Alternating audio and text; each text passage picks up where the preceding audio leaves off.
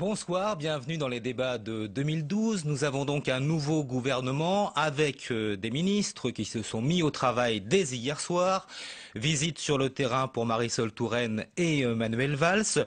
Nous allons bien sûr revenir en détail sur la composition de ce gouvernement, mais aussi sur les dossiers urgents à traiter, la crise grecque, la crise de l'euro, et puis il y a aussi ces élections législatives qui arrivent très vite. C'est dans moins d'un mois. Voilà. Beaucoup de sujets, beaucoup d'interrogations et deux invités pour en débattre. Bonsoir Jeannette Bougrabe. Bonsoir. Ancienne présidente de la HALDE, vous étiez dans le gouvernement Fillon, secrétaire d'État auprès du ministre de l'Éducation. Face à vous Christophe Caresche, bonsoir également. Bonsoir. Député de Paris, vice-président du groupe socialiste à l'Assemblée nationale, vous êtes en charge des questions européennes. Et puis, comme chaque semaine, pour vous interroger, à mes côtés, Luc Bronner du journal Le Monde et Gilles Leclerc de Public Sénat. Bonsoir à tous les deux. Bonsoir. Bonsoir. Un nouveau gouvernement, donc 34 ministres, dont 29 personnalités qui n'ont jamais appartenu à un gouvernement, autant d'hommes que de femmes, plusieurs ministres issus de la diversité. Alors tout simplement, Jeannette Bougrabe, votre avis sur cette première photo gouvernementale ? En tout cas, il y a des promesses qui ont été tenues déjà, donc ça c'est plutôt bien. Et on peut être un adversaire politique et saluer en tout cas les progrès qui ont été faits, que ce soit sur la parité, sur la représentation de la diversité, que ce soit ultramarine ou des personnes issues des immigrations avec Fleur Pellegrin ou encore Najat Belkacem. Donc je trouve ça très bien et donc ça il faut le saluer. Et puis après on a des regrets. Hier j'ai fait ma passation de pouvoir. Moi, je regrette que le ministère de la Jeunesse, qui était pourtant le grand chantier au cours de la campagne présidentielle, eh bien, le poste ministériel, ce soit le 17e au rang protocolaire et qu'on ait associé sport, vie associative, jeunesse, éducation populaire, alors que je pense que ça devait être. Donc, j'étais un peu déçue parce qu'en plus, au moment de la passation de pouvoir, la nouvelle ministre a surtout parlé d'événements sportifs, de sport et a laissé de côté un petit peu la jeunesse. Moi, j'ai voulu saluer ce qu'on avait fait sur les grossesses précoces. Alors, on va revenir longuement sur la jeunesse dans ce débat, juste sur cette photo gouvernementale d'un mot. L'autre détail, c'est que le ministère de la Défense, 11e rang protocolaire, voilà. 11e rang, ça vous paraît être un rang insuffisant, si on vous entend bien? C'est un rang insuffisant quand on veut restaurer la présence de la France sur la situation internationale, quand on sait les enjeux qu'il y a aujourd'hui. Il y a évidemment la question afghane, mais il y a aussi la question du Sahel. Il y a les otages. Nous avons 6 otages détenus par Hakimi. On peut s'interroger, quand on parle de la défense, eh bien 11e rang protocolaire et même le ministère de l'Intérieur, 7e rang protocolaire. Alors, d'un mot, juste pour revenir sur cette parité totale, c'est la première fois, sous la Ve République, je crois, qu'on arrive à avoir un gouvernement avec autant d'hommes que de femmes. Est-ce que vous regrettez finalement que ce n'ait pas été fait sous un gouvernement précédent auquel vous apparteniez ? Des regrets, je pense qu'il y a des choses qui ont été faites et la diversité, c'était la volonté de Nicolas Sarkozy quand il nomme Rachida Dati garde des Sceaux, quand il nomme Fadela Amara, quand il nomme Ramayad ou quand il me nomme moi fille de Harki, ça a du sens et je crois vous savez dans la jurisprudence constitutionnelle il y a ce qu'on appelle l'effet cliquet, et bien je crois que de toute façon on ne pouvait pas revenir en arrière. Donc je trouve ça bien et puis j'ai peut-être aussi un regret, c'est que moi je fais partie de celles, alors vous allez trouver ça étrange, qui regrettent l'absence de Martine Aubry, voilà. Je pense que c'était une figure importante et j'aurais aimé une Première ministre femme. Et vous savez quoi, on va poser la question à Christophe Caresche, député socialiste, pour savoir si vous regrettez l'absence de Martine Aubry ou si ce gouvernement, eh bien vous dites tout est bien dans le meilleur des mondes. Je crois que Martine Aubry, de toute façon, a souhaité ne pas y figurer dès lors qu'un choix avait été fait par le président de la République entre elle et Jean-Marc Ayrault. Compte tenu des responsabilités qu'elle a eues dans le passé, et compte tenu aussi du fait qu'elle est première secrétaire du Parti socialiste, elle a préféré ne pas figurer dans ce gouvernement. À partir de là, il y a un dispositif qui englobe Martine Aubry, bien évidemment. Elle sera une des comment dirais-je, une de celles qui mènera la campagne pour les élections législatives, puisque c'est un des objectifs quand même de ce gouvernement, hein, c'est de donner une majorité à la France, et ce n'est pas fait. Et donc, je pense que cette cohérence se retrouvera. Et sur les critiques Maintenant, que soulevait Jeannette Bougrabe, juste d'un mot, effectivement, la jeunesse, François Hollande en a énormément parlé pendant sa campagne, c'était l'un des objectifs, s'adresser aux jeunes, et effectivement, on s'aperçoit que dans l'ordre protocolaire, on aurait pu finalement faire remonter la jeunesse beaucoup plus haut, non ? Mais la jeunesse, je m'excuse de le dire à Jeannette Bougrabe, c'est pas seulement le ministère de la jeunesse. En fait, ce dossier sera traité par bien d'autres ministères. Par exemple, sur la proposition phare de François Hollande, qui est le contrat de génération, ça sera le ministère des Affaires sociales ou du Travail, plutôt d'ailleurs, qui conduira cette réforme. Donc en réalité, la priorité de la jeunesse, elle est globale et elle apparaîtra dans un certain nombre de ministères. Et donc sur ce plan, je pense que le ministère de la jeunesse reprendra les attributions qui étaient les vôtres en grande partie et qui sont quand même assez sectorielles. Mais bon, ça sans que on ce peut soit regretter parce que c'est vrai, quand vous êtes ministre des Affaires sociales, vous avez à gérer un certain nombre de sujets délicats, par exemple la retraite à 60 ans, éventuellement le retour, vous aurez des difficultés économiques, des plans sociaux. Alors comment penser éventuellement que la jeunesse, qui reste toujours une variable d'ajustement, sera bien traitée? Le contrat de génération, c'est une proposition très forte du président de la République, il sera mis en œuvre. Mais ça sera à l'évidence le ministre, donc ce sera Michel Sapin. Alors moi, j'ai juste une autre question, Christophe Carrèche. Effectivement, on s'aperçoit qu'il y a une photo gouvernementale qui correspond, en tout cas, aux engagements de François Hollande. Il y a plusieurs ministres qui sont issus, comme l'on dit, de la diversité. Mais il y a une autre diversité qui apparaît peut-être un petit peu moins dans ce gouvernement. C'est le parcours de toutes ces personnes-là. Il n'y a pas une diversité sociale qui semble tout à fait aussi évidente. C'est-à-dire qu'on a un peu l'impression qu'il n'y a pas tous les mondes qui sont représentés. Alors, je crois qu'il y a eu une double volonté dans ce gouvernement. La première, vous l'avez dit, c'est un peu de faire un gouvernement, j'allais dire, à l'image de la France. Bon, à la fois en termes de génération, en termes de diversité, et je pense que sur ce plan-là, ce gouvernement est parfaitement réussi. La deuxième volonté, c'est d'avoir un gouvernement de gens, et là il y a un choix qui a été fait manifestement, compétents, qui connaissent le fonctionnement de l'État, soit à travers des responsabilités qu'ils ont exercées au niveau local, soit à travers leurs responsabilités nationales, notamment au Parlement. Et donc il y a eu un choix, c'est vrai, de personnalités politiques qui avaient déjà un engagement fort. Donc de professionnels de la politique, appelez les professionnels si vous voulez. Issus de la société civile, c'est vrai qu'en politique, c'est le seul domaine où on considère qu'être professionnel, ce n'est pas bien. Non, mais oui, bien sûr, c'est ça dont je veux parler. C'est-à-dire des personnalités qui peuvent se mettre au travail très vite. Et d'ailleurs, François Hollande l'avait dit quand, par exemple, vous vous en souvenez, la personnalité d'Anne Lauvergeon, par ailleurs tout à fait estimable, avait été évoquée. Il avait dit non, il n'avait pas dit non comme cela, mais enfin il avait laissé sous-entendre que son choix se porterait sur des personnalités qui ont déjà eu un parcours politique. D'un mot, Jeannette Bougrabe, et puis on laissera Gilles Leclerc nous poser sa première question. Jeannette Bougrabe. Que ce soit des professionnels ou des élus, c'est plutôt un atout. La seule chose, c'était plutôt Énarque ou Sciences Po, c'est un peu la grande majorité du gouvernement, et des gens issus du monde de l'entreprise, le petit patron d'une PME. C'est pas Énarque, non mais quelqu'un.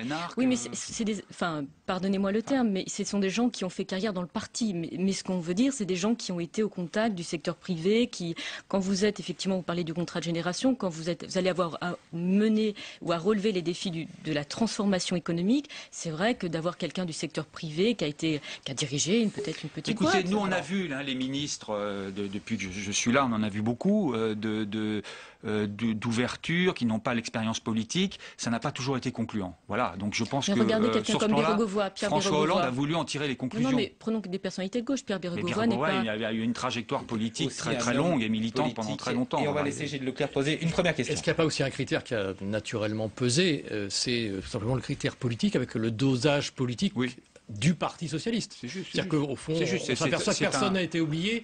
C'est un gouvernement équilibré sur le plan politique, mais ça ne vous étonne pas de la part de l'ancien premier secrétaire du Parti socialiste. Socialiste, on peut dire ça comme ça, Christophe Carrèche. C'est un gouvernement, pardon ? De haute couture, effectivement. Oui. Les équilibres sont effectivement très bien respectés. Et ça, c'était le critère premier ou c'était quand même d'abord la compétence ? C'est une condition de réussite. D'accord. On rassemble d'abord sa propre famille. Évidemment. Et on sait que la situation va être difficile, que ce gouvernement sera amené à faire des choix. Il y aura des moments de vérité. Hein, c'est mon intime conviction. Et pour faire ce genre de choses, eh bien, il faut s'y préparer. Et donc, il vaut mieux avoir tout le monde dans le bateau. Jeannette Bougrabe. Et est-ce qu'après les élections législatives, il y aura des nouvelles entrées dans le gouvernement ? Ah ça, je ne peux pas vous le dire. Bon, Alors, ma question à Jeannette Bougrabe. Il y en aura probablement, excusez-moi, mais à mon avis, elles seront... Mais ça, c'est vraiment mon point de vue personnel. Elles seront très limitées. Elles concerneront les partis politiques qui voudront participer à la majorité. Question à tous les deux, et d'abord à vous, Jeannette Bougrabe. La baisse du salaire du président de la République, du Premier ministre, des ministres, ça vous paraît être quelque chose de gadget? C'est un gadget selon vous? Ou alors est-ce que c'était nécessaire comme symbole à envoyer aux Français? Non, mais c'était un choix qui avait été fait pendant la campagne et c'est bien de respecter ses engagements pris dans une campagne. Donc et vous, ça vous paraît être une bonne chose? Très bien, moi j'acte. Moi ce que je veux, c'est quand on dit des choses, on les fait. Alors après, on peut ne pas être d'accord, il a été élu, il s'est engagé sur un programme, il le fait, donc très bien. Moi j'ai pas de difficulté, la seule chose c'est qu'effectivement, vous avez les ministres délégués, pour le moment il n'y a pas de secrétaire d'État, donc quand il y aura des secrétaires d'État, c'est vrai que ça fera un peu plus nombreux, et de savoir aussi, ce qui est important, c'est aussi le nombre de personnes dans les équipes. Moi j'étais secrétaire d'État, j'avais un quota de 6 personnes dans mon cabinet, et en réalité j'en avais moins, parce qu'en fait ce que vous ne savez pas, c'est que les ministres contournaient le quota de 20 qu'ils avaient de Matignon en imposant à leur secrétaire d'État des conseillers mais qui travaillaient pour eux. Et donc ça aussi c'est important. Si vous avez que des ministres délégués, des ministres avec des équipes pléthoriques, le gain est un peu réduit. Jean-Marc Ayrault a précisé ce matin sur l'antenne de France Inter qu'il y aurait 15 collaborateurs pour des ministres et 10 collaborateurs pour les ministres délégués. Voilà ce qu'il a dit ce matin. Mais ça vous paraît une bonne chose? Non, mais tout dépend évidemment des portefeuilles. Mais quand vous êtes... Moi, je ne comprenais pas pourquoi. Moi, j'avais la jeunesse et vie associative, on était à 4. Et quand vous étiez au sport, vous aviez 20 collaborateurs. Donc, c'était un peu... Il y a des choses qui sont disproportionnées. Je pense que ça dépend fondamentalement des matières. Et à vouloir appliquer une règle de manière rigide, ça en devient absurde. Gilles Leclerc. Christophe Carré, sur les questions européennes, imaginons qu'on regarde ça vu de Bruxelles, on s'aperçoit que les deux titulaires du poste, alors en l'occurrence Laurent Fabius et Bernard Cazeneuve, sont deux personnes qui avaient finalement voté non au fameux référendum. Est-ce que ça, c'est pas un signal donné à Bruxelles, ou est-ce que c'est la réconciliation au fond du oui ou du non? Oui, je pense quand même que c'est une affaire passée. Donc, continuer à comptabiliser ceux qui ont voté contre ou ceux qui ont voté oui, c'est quand même, à mon avis, du passé dépassé. En revanche, ce qu'il faut aussi savoir, c'est que d'autres ministres vont être très impliqués dans cette question, notamment le ministre des Finances. Pierre Moscovici sera beaucoup à Bruxelles, compte tenu de la nécessité de rediscuter un certain nombre de choses. Et puis le président de la République. Le président de la République, aujourd'hui, représente la France au sein du Conseil européen. Et le Conseil européen a fondamentalement changé. Il est devenu, aujourd'hui, une instance politique. De plein exercice, si j'ose dire. Ce n'est plus un club où les chefs d'État ou de gouvernement fixaient quelques grandes orientations. Maintenant, le président de la République, il négocie, il discute pied à pied un certain nombre de choses. Donc, c'est dans un... Juste pour revenir un instant sur cette affaire des salaires des ministres, oui. Est-ce que c'est pas un message, quelque part, qui est envoyé aux Français, une manière de leur dire, regardez, les ministres vont faire des efforts, donc vous préparez-vous peut-être à vous serrer la ceinture. Est-ce qu'il faut l'entendre aussi comme ça ? Il y a une forte exigence d'exemplarité qui se manifeste à travers un certain nombre de signaux qui peuvent paraître symboliques, mais qui sont importants. Les symboles en politique, c'est pas négligeable.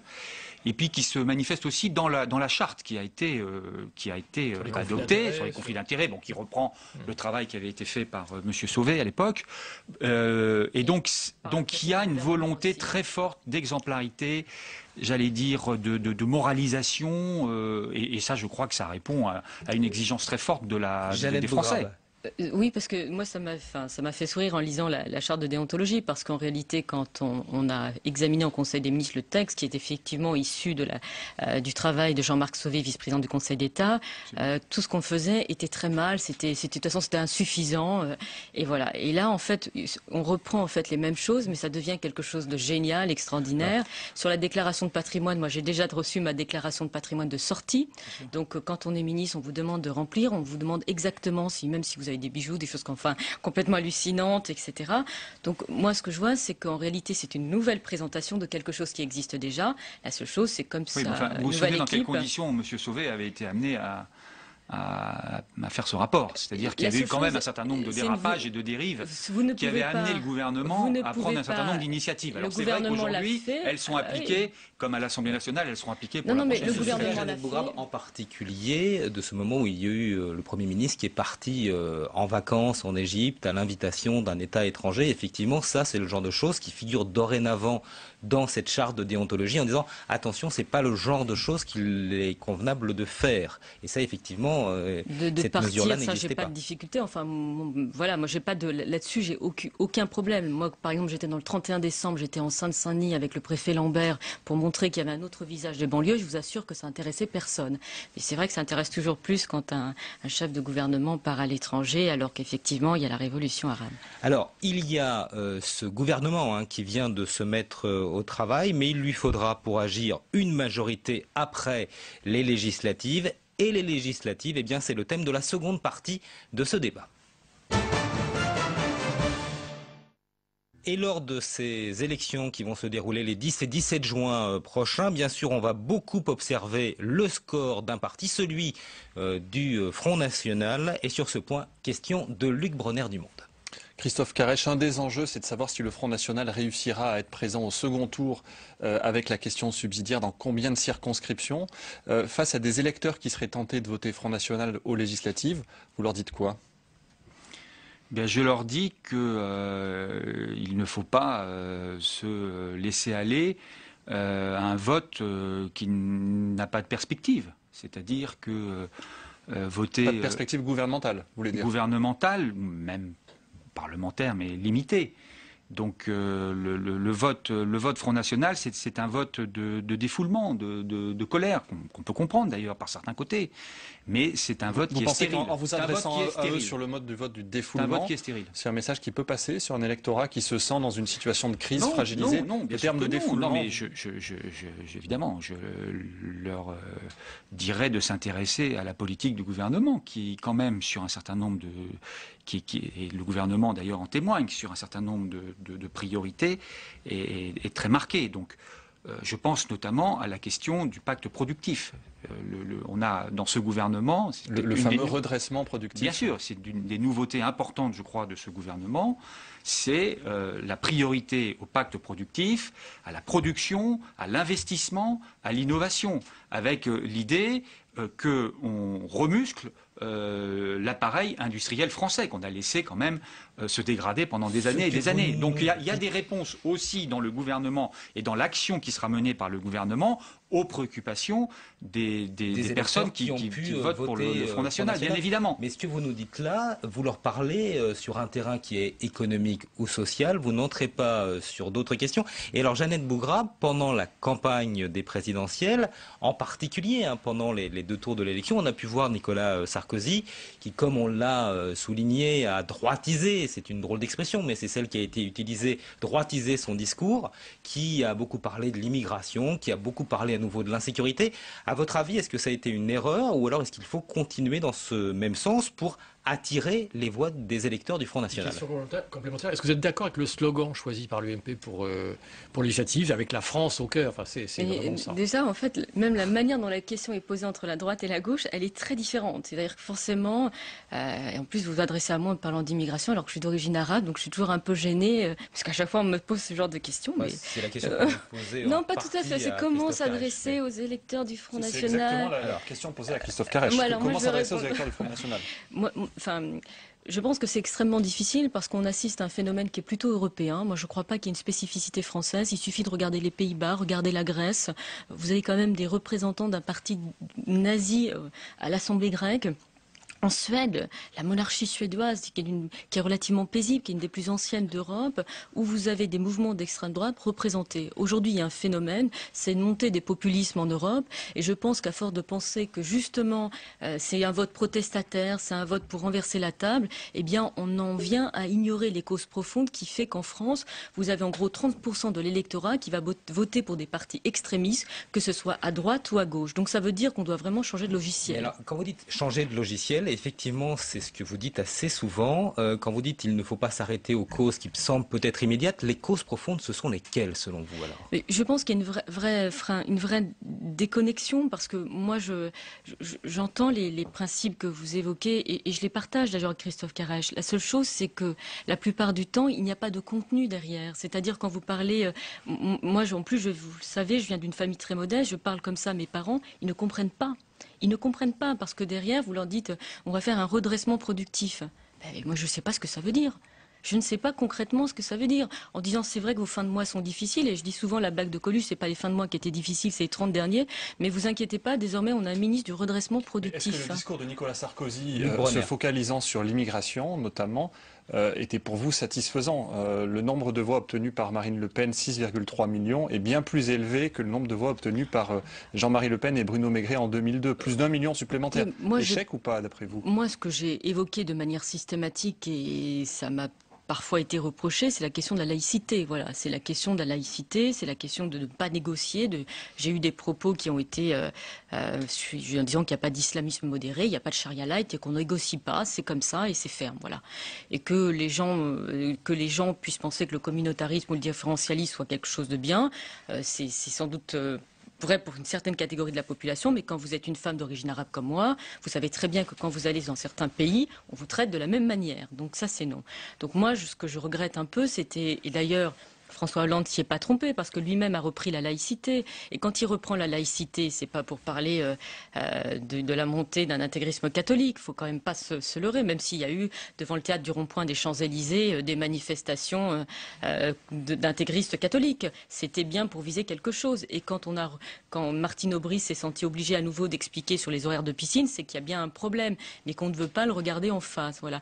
Et voilà, moi je on ne veut pas le regarder en face, et puis par rapport à ce que vous nous disiez dans la première intervention, ça veut dire que vous estimez qu'aujourd'hui, il y a une forme de coupure réelle dans ce pays entre un certain nombre d'électeurs et puis ce qu'on appelle des élites, qui peuvent être politiques ou médiatiques ou autres? Il y a une vraie coupure, mais elle ne concerne pas, elle traverse la société française, qui explique que, voilà, vous savez, quand vous avez 2 millions de personnes qui votent blanc ou nul, ça a du sens aussi.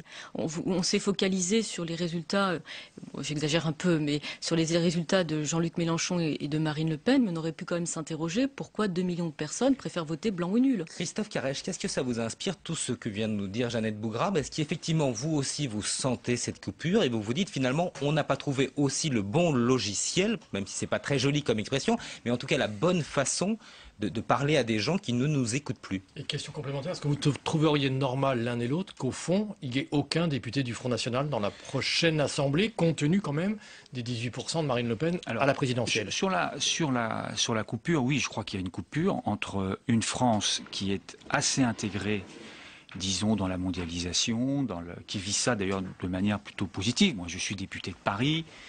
C'est vrai que, d'ailleurs on le voit à travers les votes qui sont exprimés dans ma circonscription, c'est vrai qu'il y a là des catégories sociales qui n'ont pas peur, entre guillemets, de la mondialisation, qui vivent plutôt bien les choses, même si il ne faut pas exagérer non plus le paysage. Mais il y a aussi une partie de la population qui, elle, se sent totalement à l'écart de la mondialisation, qui pense même qu'elle est un élément qui les fragilise, qui remet en cause leur mode de vie et qui est extrêmement inquiète. Et donc c'est cette coupure qu'il faut essayer effectivement de résorber en ayant un discours, je suis d'accord avec Jeannette Bougrab, qui s'adresse à ces personnes, mais pas un discours sur la façon de mettre en opposition les uns avec les autres, pas un discours sur la recherche de boucs émissaires ou des discours de ce type. Et malheureusement, on les a quand même beaucoup entendus ces dernières années et ces derniers mois. Bon. Et le discours, il doit être économique, il doit être social. Est-ce que la stratégie de Jean-Luc Mélenchon d'aller directement s'opposer à Marine Le Pen à Hénin Beaumont vous paraît une bonne attitude? Je pense que il y a à la fois, je comprends à la fois sa volonté de planter en quelque sorte le drapeau de la gauche face à ce populisme de droite ou d'extrême droite, et en même temps, je me dis que ça fait aussi beaucoup le jeu du Front National parce que ça le met finalement aussi beaucoup en valeur, ça met en valeur cette thématique sur le plan médiatique, etc. Bon, voilà.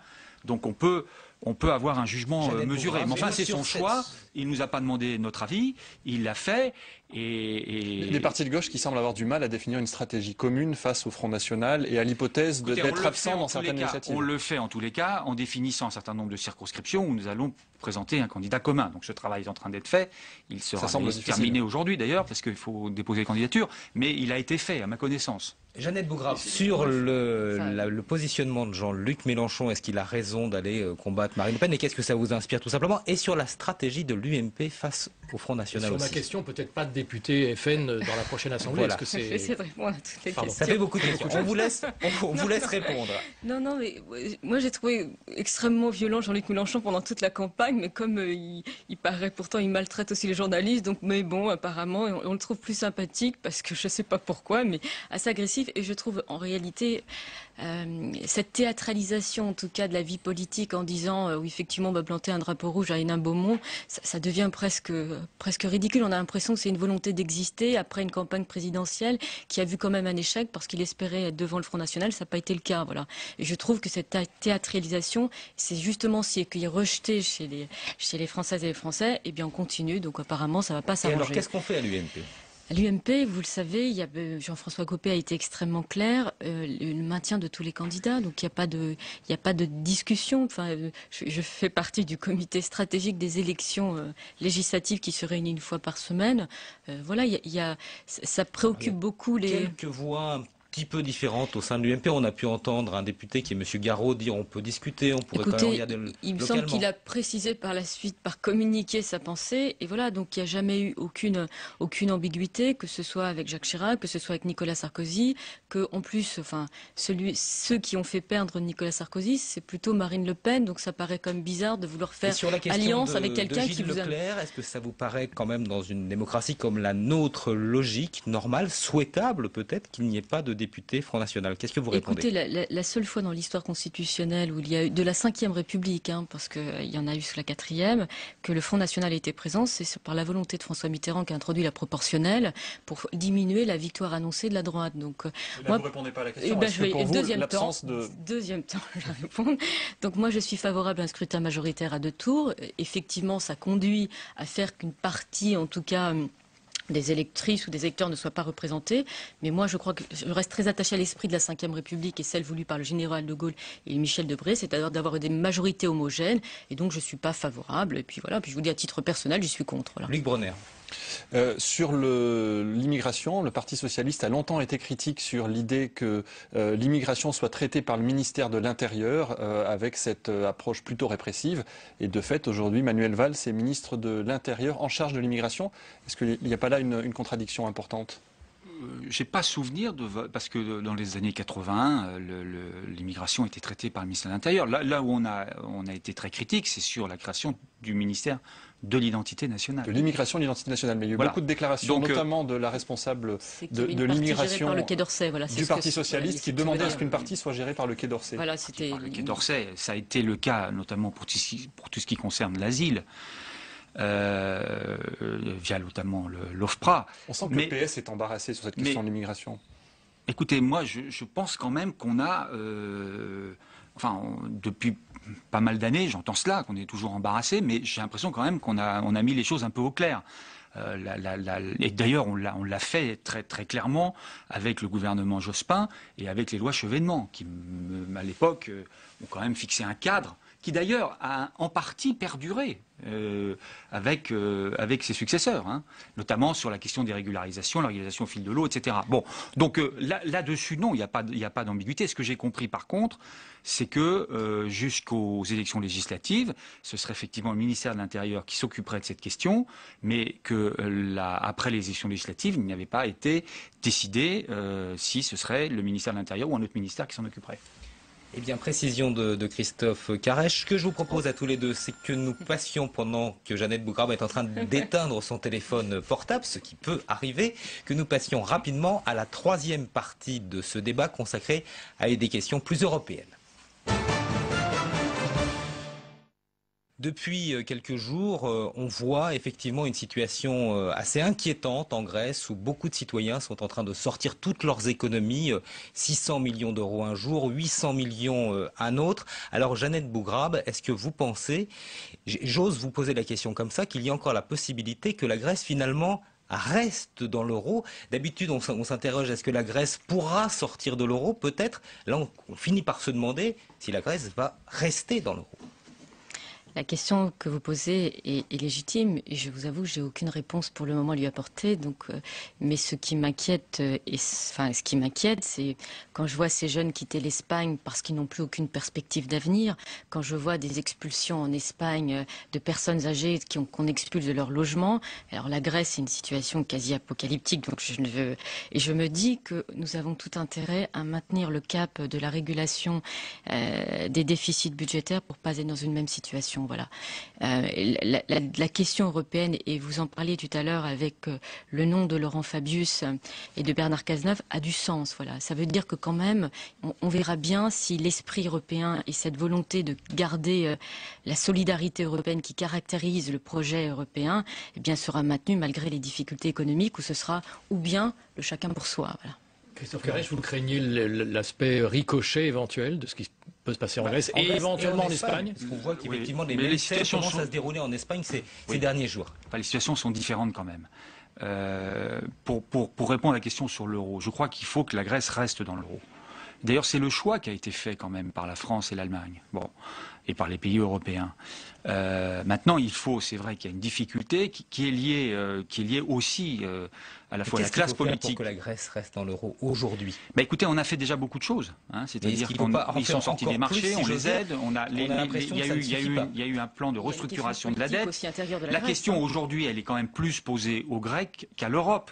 C'est la question de savoir s'ils vont respecter, si les responsables politiques grecs vont respecter leurs engagements dans le cadre de ce qui a été défini sur la restructuration de la dette. On en est là.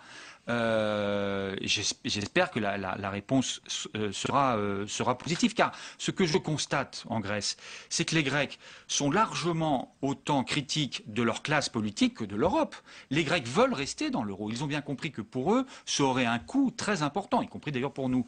Donc il y a une volonté de rester dans l'euro. Oui, donc je pense que les partis grecs qui défendaient cette position, qui effectivement ont mis en avant la nécessité d'un plan de rigueur budgétaire, eh bien ces partis n'ont pas obtenu assez de voix. Non, il va y avoir une élection, il va y avoir une nouvelle élection, il va y avoir une nouvelle élection, et nous verrons, mais il faut impérativement que la Grèce reste arrimée à l'euro. Ça me semble très important. Mais je pense que l'Europe a fait quand même beaucoup d'efforts. Et par rapport à ce que vous avez dit, n'ayez pas de doute sur l'engagement quand même de ce gouvernement et du président de la République, sur l'engagement européen. Précisément, la campagne qu'il a menée et les propositions qu'il fait aujourd'hui, c'est pour faire en sorte de trouver une solution viable et pérenne à la crise européenne. C'est bien ça le problème. C'est que Monsieur Caresche, comment convaincre l'Allemagne de bouger, notamment sur la croissance, qui est le point clé? Écoutez, déjà en portant ces idées. Comment convaincre l'Allemagne? Eh bien, en défendant des points de vue qui ne sont pas forcément les siens et en les portant politiquement. Est-ce qu'il n'y aura pas la tentation d'un deal avec l'Allemagne en disant on développe la croissance, mais en contrepartie, il y a une rigueur accrue? D'abord, ça a toujours fonctionné comme cela. La France et l'Allemagne ont toujours fonctionné par des compromis successifs dans le temps. Il n'y a jamais eu de grand soir entre la France et l'Allemagne. Il n'y a jamais eu d'un côté, comment dirais-je, une solution définitive, un compromis définitif, ou de l'autre, une division qui ferait que la France et l'Allemagne ne seraient plus capables de se parler. Bon, donc c'est pas ces schémas-là qui sont sur la table. Le schéma, c'est une négociation qui va reprendre sur de nouvelles bases, pas celle qui était celle de Nicolas Sarkozy, mais celle de François Hollande. Et à partir de là, il va y avoir une discussion. On va demander à Jeannette Bougrab, c'est si effectivement, comme vous avez cru le comprendre ou l'entendre, effectivement, Jeannette Bougrab a ou non un doute sur l'idéal européen défendu par François Hollande. Je crois qu'on est quand même un tournant de ce qu'est le projet européen, qui est un projet politique très fort avec une citoyenneté européenne, qui avec un droit de vote pour les ressortissants européens aux élections locales, aujourd'hui on a le sentiment effectivement de toute façon que l'Europe d'un Schuman ou d'un Monnet est déjà ce rêve-là peut-être peut-être un peu éloigné parce que vous avez la zone euro. Nicolas Sarkozy ne l'a jamais porté, excusez-moi de vous le Non, dire. mais pourquoi Nicolas Sarkozy n'a jamais... Vous me laissez pas répondre, Mais vous n'avez jamais coupé Nicolas la parole. Sarkozy. Mais Nicolas Sarkozy. non, mais je Je vous vais répondre assure. parce qu'il nous reste 30 secondes Non, dans non, ce débat. et Donc je vais vous vous dire- concluez, Je vais vous dire quelque chose. Moi, je Nicolas souhaite Sarkozy n'est pas souhaite- l'héritier de Schuman. je vais vous dire quelque chose. Vous regardez derrière, moi je regarde devant. Et ce que je souhaite, c'est que vous réussissiez. Moi, je vous souhaite pas l'échec parce que. Je n'en doute pas. Mais attendez, ça c'est pas évident parce que. Mais moi, je souhaite le meilleur pour mon pays. Je souhaite fondamentalement que la Grèce reste et qu'on n'ait pas une dislocation du projet européen. Donc, je souhaite que vous réussissiez. C'est ce que je souhaite. La seule chose, c'est qu'on peut avoir quelques inquiétudes. Et c'est vrai que la question de la stabilité des institutions politiques en Grèce se pose en plus de la question économique. Et ça, il faut régler le problème. Et on en revient à l'extrême droite. Eh bien, Christophe Carèche, comme Jeannette Bougrabe, ce souhait de réussite, ce sera le mot de la fin. Je vous remercie tous les deux pour votre participation à ce débat.